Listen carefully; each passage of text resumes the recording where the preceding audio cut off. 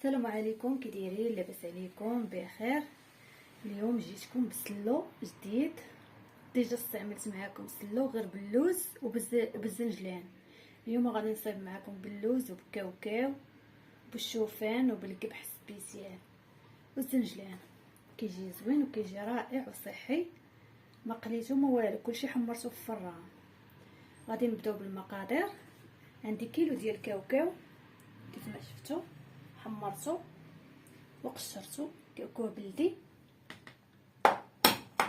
وعندي كيلو وربع ديال اللوز، خليت منه زلافه، سلقتها وقشرتها وحمرتها غير في الفران، دهنته بالزيت وحمرته في الفران،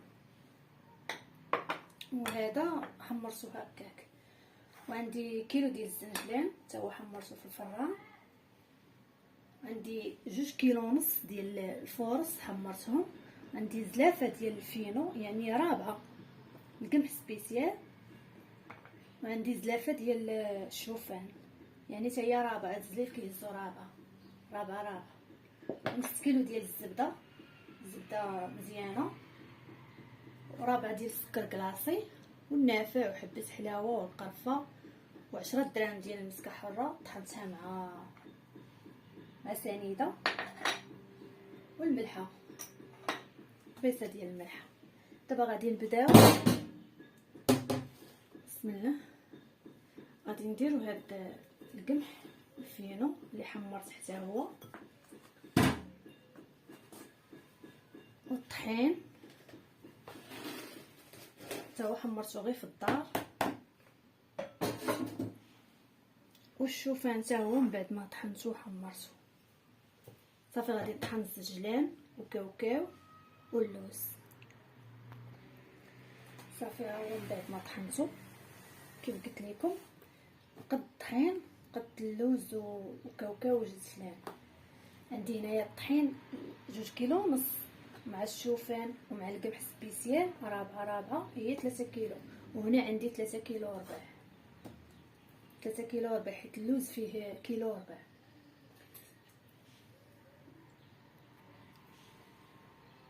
غادي ندير هاد الزلافه اللي حمرت في الفران. كيف قلت لكم راه كلشي ما قليتوش، كلشي حمرته غير في الفران. والزلافه ديال الزنجلان، ورابعه ديال السكر كلاصي، نص معلقه ديال الملحه، وكيف قلت لكم مسكه حره طحنتها مع سنيده. غادي ندير 2 معالق كبارين ديال حبه حلاوه،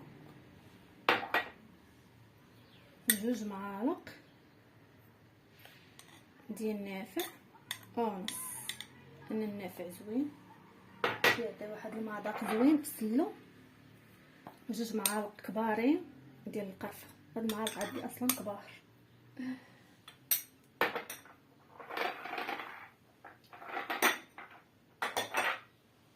صافي دابا غادي نخلط كلشي. بسم الله.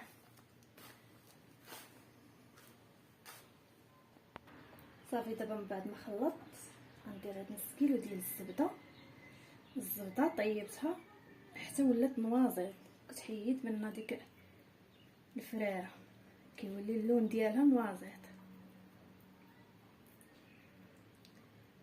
المهم نتوما حسب الذوق، بغيتو تخليوه ناشف شويه راه كديروا غير الزبده. مازال غنزيد واحد شويه ديال زيت العود حيت انا كنبغيه يكون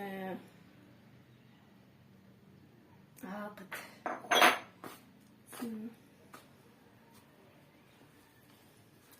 كل واحد وكيفاش كيبغيه.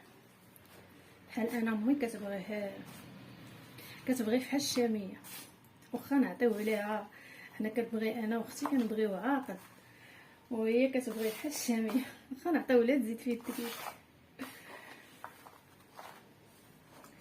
دابا خصني نبقى نطلق فيه عاد باش نشوف واش غنزيد الزيت ولا لا.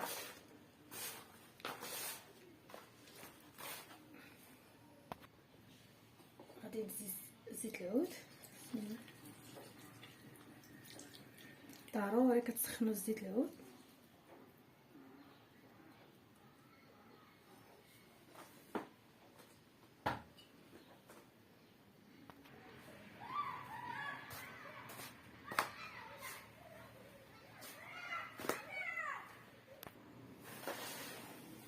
من بعد ما عركتو ما عركتوش هنا راه ديتو فوق الطبله وعركتو لانه بوطاجي عالي وهو خصو العريك نيت. تقريبا شي ساعه وانا كنعرك فيه. صافي دابا رجع كيف ما بغيتو. شفتو حيت خاصو العريك مزيان باش كيندمج.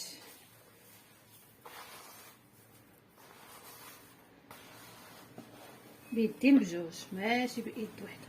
دابا راه كنقلب فيه راه ريكسو. صافي غندوزو الشكل النهائي. ها هو الشكل النهائي ديال السلو كيف ما شفتوا. كيجي زوين وكيجي رائع وكيجي لذيذ وصحي في نفس الوقت، لان كيف قلت لكم انا حتى شي حاجه ما قليتها في الزيت، كلشي حمرته في الفران وكيجي زوين. وما تنساوش تبارطاجيوه مع حبابكم وصحابكم باش يوصلكم الجديد ان شاء الله. عواشر مبروكه وشكرا.